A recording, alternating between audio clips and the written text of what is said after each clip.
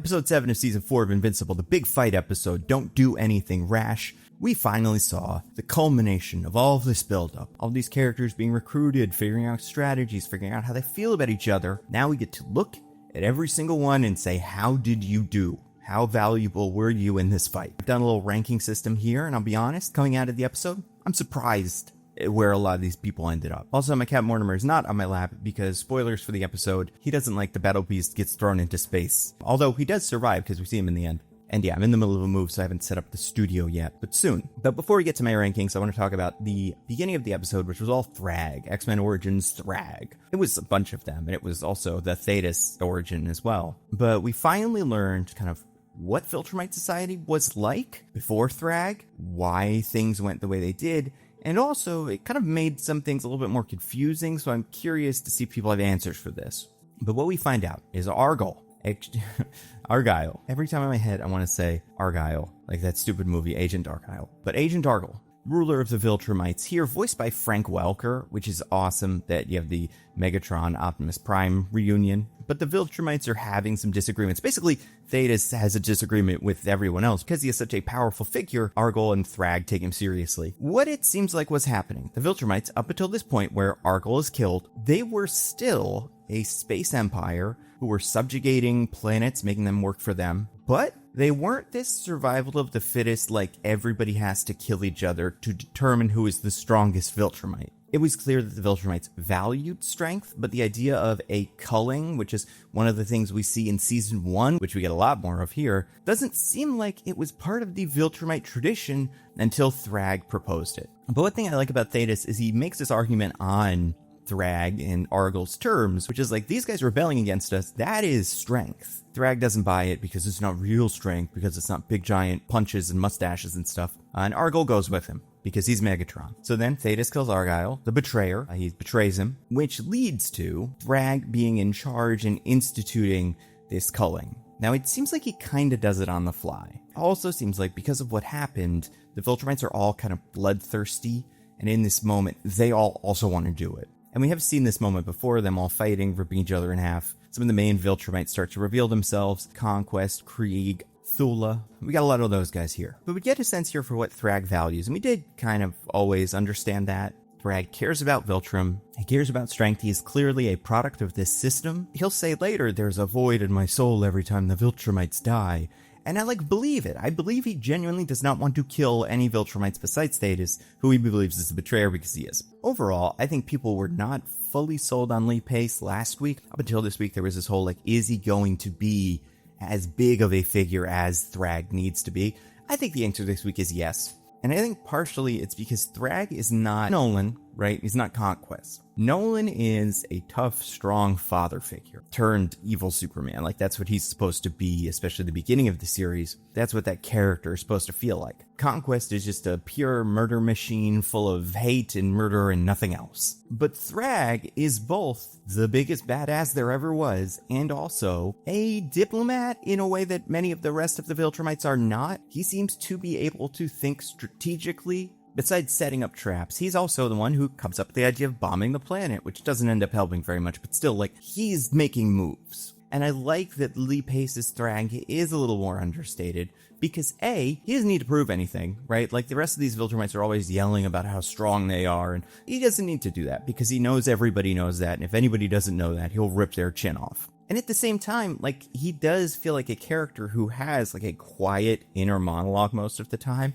just very tactical, figuring out, this is the right thing to do. This is what Argyle would have wanted. Until he gets really upset and goes into super Thragg devil mode. But, I like Lee Pace here. Then everybody thinks about how they're going to have to go fight Thragg, and they go, it's going to be hard, and they have a little bit of chatting about food, which is fine. We get more of Battle Beast's whole deal, which I do think part of the deal with Battle Beast, having read his comic, enough that's out, I don't know what exactly is going to happen to this character. I kind of expected eventually he's going to get in a big fight. We think he's maybe going to win, and he's not. And with any other character, There is an element of tragedy, especially someone like Battle Beast, who just like, I am the strongest and I have to show how strong and tough I am by fighting worthy opponents, whatever. But in this moment, he does say like, I'll be really psyched when somebody kills me in a big fight. Now I'm like, yeah, somebody should kill him in a big fight. I hope he gets to have his wish. But we get the whole team. There's 8 people on the team besides Telia, who doesn't really do anything in the big fights. That's why she's not included here. But we get the 3 Graysons, Mark, Oliver, and Nolan. Coalition of Planets, you got Thetis, Alan, Zoe, Tech Jacket is there, Battle Beast is there, and Space Racer is there, even though Space Racer is not there for the beginning of the fight. Which just proves how good Space Racer is. It's because, like, if you started this with just the Space Racer part of the fight, you might have killed them all.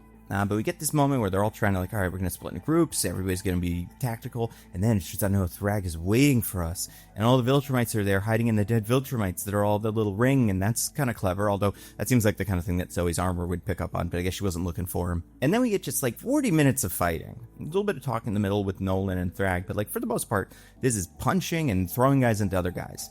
I have ranked. Now, I'm not going to go through every single thing that happens, but I am going to talk about everything that happens during this fight. I have ranked the 8 members of Team Good Guy based on usefulness, performance in the fight.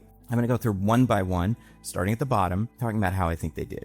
So number 8, and this means the least useful member of the team in this fight, shockingly, is Battle Beast. Battle Beast gets some hits in, fights Thula a little bit, but like everybody gets moments like that. And like he makes a big deal out of how much he wants to fight everybody during the fight. But we will come up against what seems like Battle Beast's biggest limitation here. Besides the fact that he's very single-minded, he also just cannot fly or breathe in space like the rest of these guys. So if you rip his jetpack off, he's just done. And I think that's pretty funny, but it does mean that in this entire group, he is the least useful. But anyway, very disappointed by Battle Beast. Hope he eventually gets to do something cool. And like he's had moments that are cool, but like hope he gets to matter in a big plot moment. Number 7 in the good guy utility rankings is Oliver. Now I only put Oliver above Battle Beast because A, Mark and Oliver do manage to fight Lucan for a little bit. And like as a team, they're kind of useful. But the thing that Oliver does that's kind of handy is disobey everybody's orders and get nearly killed. Because that proves to be the turning point for Mark and Nolan. So like even though he doesn't do anything particularly useful in the fight, his presence in the fight is kind of valuable, so that's why he gets 7 and Battle Beast gets 8. Alright, now we're in 6. This is where it gets a little tricky. For number 6, I'm going to say Alan. Now I think Alan overall performs well. He is strong, he punches, he is able to take on multiple Viltrumites at once. We see him kill quite a few Viltrumites, although some of them are weakened Viltrumites, so he can't take full credit. He saves Zoe at least once, and I assume he finds Oliver eventually. Someone has to. He also, and this is easy to forget, is the character who creates the psychic mind channel that everybody's able to communicate in. So without him, that would be kind of a mess. But overall, I don't think Alan had any enormous moments where Alan like fought or killed a main character or did something so extraordinary that it would go down as like one of his biggest moments. But 6 isn't bad, especially because for me, number 5 was Thetis. Now, because Thetis, or Thaddeus as I called him in the last video, gets a lot done. He beats up Krieg. He beats up Thula. Now, he does do something with Thula that I think is kind of maybe one of my biggest problems with this fight. And one of the things I guess I don't love about the idea of Viltrumites fighting other Viltrumites in space, because yeah, they don't plan to have this fight in space, but then Thragg kind of ambushes them. So everybody's flying around, the fight takes place in like all directions. But because of that, there's nowhere to ground this fight. Everybody's just fighting and kind of, why doesn't this guy fly over to him? He just doesn't, because he's fighting this other guy. But like, I don't know, first of all, it's weird they're in this space. But second, if you're fighting Thula on planet Earth, for example, and you're Thetis, you get her by the ponytail, great move, and you whip it in, you swing her around, and you toss her, right? Because what you're gonna do is toss her into a mountain or a building, and that's gonna hurt. I don't understand why Thetis has her in his grasp and then decides to toss her just into space so she could keep going. Like, on one hand, maybe Thetis does want to kill the Viltrumites, but on the other hand, he definitely does. He's not being merciful in these moments. It just feels like some of these characters don't really understand what a space fight is. And this is one of them, where if you can close distance and you can get an advantage, you break a neck or whatever and you keep going. We'll say another positive for Thetis gets to call out Krieg. Krieg is maybe even more than Thragg, the single Viltrumite I hate the most. Because Thragg is at least kind of interesting, right? He's like a wild card. Krieg's always the same. He's always like stern.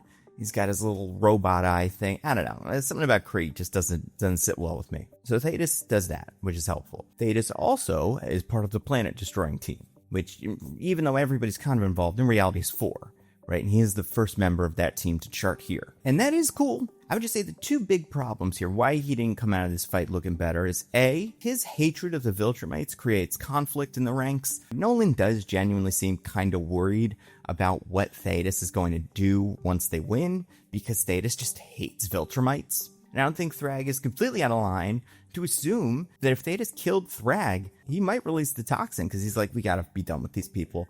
And now that we've killed the main one, I think we're going to be good. And Thetis seems totally fine with that on his end. But, that kind of ideology, it's difficult. The other reason he doesn't come out super well is because he gets his head ripped off and killed.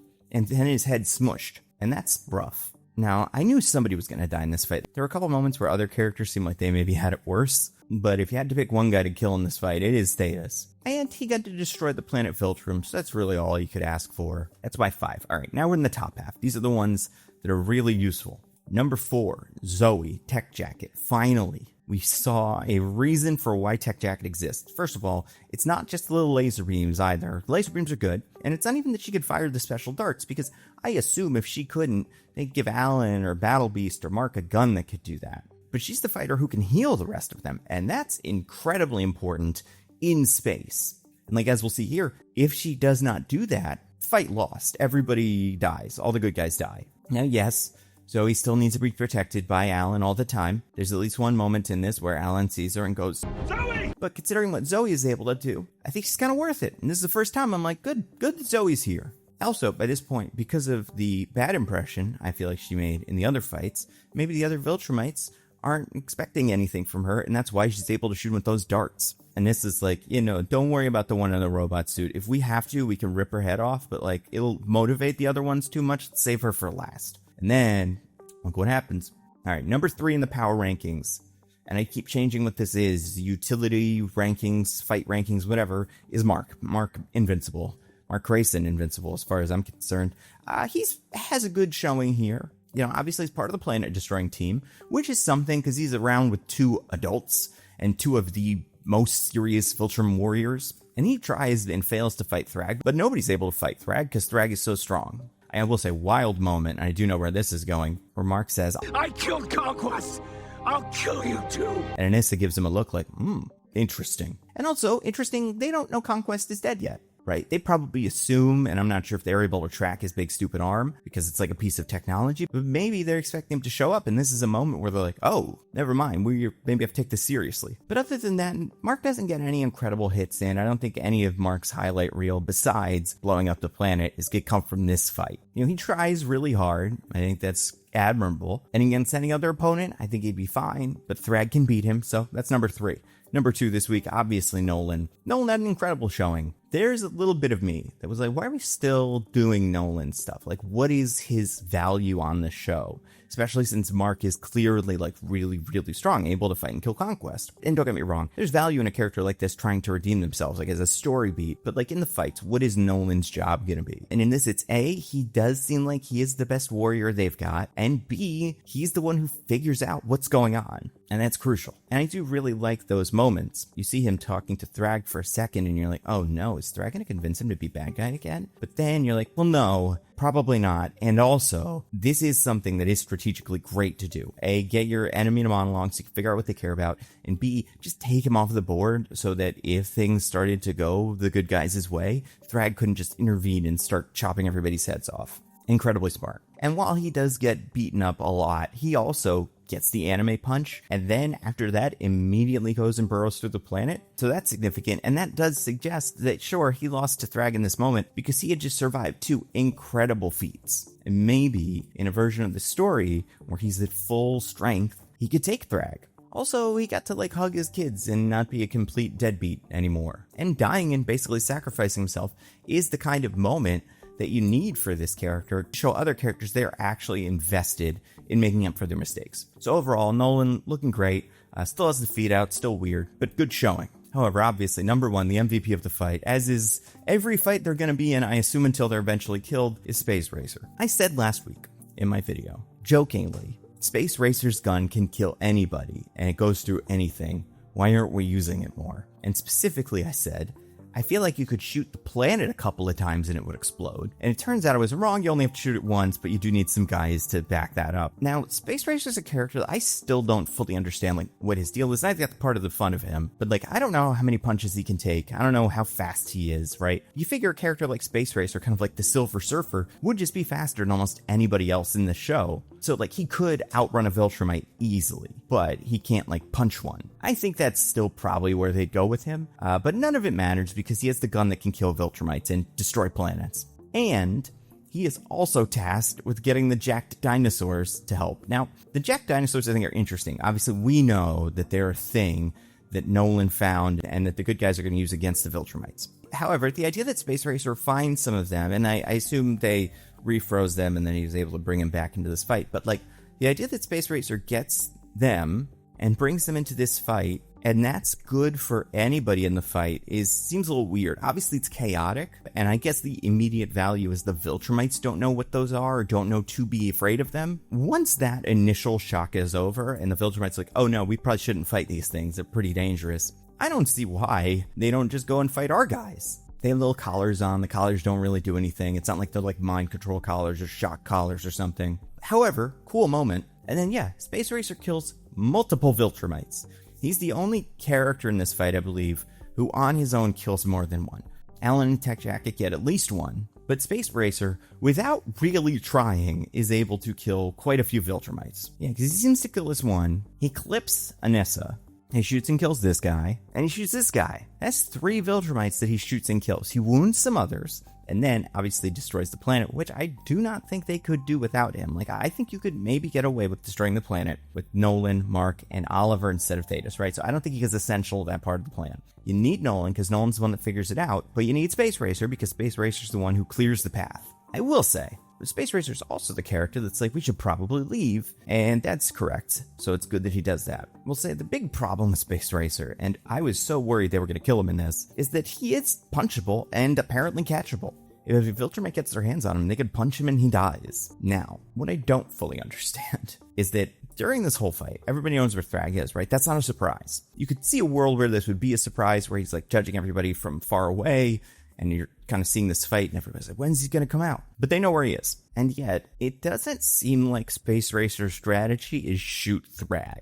Like, it seems like he kind of takes some shots that get close to Thragg, but it seems like he's just in the moment going, all right, let's which Viltrumite should I kill? And it's like, A, yeah, it is helpful if you kill them, but B, like, none of these guys seem to be able to kill Thragg except you. And maybe we can hit Thragg with the poison, doesn't seem like that's going to work because he's too fast. But like Space Racer, we really need to focus you more on just shooting Thragg, because one good shot and Thragg's done. Now Thragg is fast, obviously, so you can't just shoot him, but I feel like the plan should definitely be throw the big jack dinosaurs at Thragg, everybody else piles on Thragg, and Space Racer tries to shoot Thragg once. Also, the other way you play this, and I can't remember if it works this way or not, like, Space Racer owns the gun, like it is his gun, but I don't know if it's like Mjolnir, where someone else could wield it if he like gave them permission maybe, or if they earned it from him. But you gotta do that one of these days, where someone secretly has the gun, they use it to get close to Thragg, or whoever we need to kill, and then they shoot him with it, because it's a pretty good gun. But the problem with Thragg is he probably would recognize that one, because he's a strong tactician. Still, I guess in terms of plays, right, like we saw a couple of plays. We saw the dinosaurs, we saw shooting with the poison, and then we see the on the fly blowing up the planet play. It doesn't seem like they really strategized anything else besides hopefully there's enough of us to fight the ones of them until we get Thragg, and then maybe we can all pile on him. So yeah, either way, Space Racer MVP, incredible performance this week. Hopefully he can make it so you can't punch his mask and then die, and then he'll be unstoppable. Also, you know, short king, so we have to appreciate that. But yeah, and I enjoyed Thragg this episode. I think, like, Lee Pace was interesting, and just the idea of this character, who, like, it's really hard to get him angry. A lot of the rest of these Viltrumites are angry, because he's so powerful, he doesn't have to be. He doesn't have to be scary, but also he's not really worried about anything. Pushing him to a point where he gets angry is really interesting, and watching all these people fight him, when really all he wants is to watch them fight. So we could see like, oh, is Mark actually that good? I'm not sure. That's why he seems to be doing this. He wants to test the strength of everybody around him. And I enjoyed that element of it. I do think as a strategist, he's just not very good. And I also think he's really tied to Viltrum. And I think that's, you know, one of his weaknesses is he is sentimental about the old days and Agent Argyle and like getting Viltrum back to its former glory. then that means if you're able to take Viltrum away from him, then you can beat him in a fight, or at least you can get the fight to stop. Now we end this episode with the realization that apparently the Viltrumites are coming to Earth, which makes sense because they can breed with Earth people. And like Thragg says, they are too few in their numbers already. I am under the impression, I've kind of heard, that episode 8 does not have a big fight, even though episode 8 of Invincible usually ends with a big fight, right? Season 1's the fight between Nolan and Mark. Season 2 ends with the fight between Mark and Angstrom. And then season 3 is Mark and Eve versus Conquest. But it seems like this season is going to function the same way that a traditional Game of Thrones season works, where episode 7 is the big finale and episode 8 is tying up all that action from episode 7. And I think that's good, and I think that's how audiences like myself expect this to go.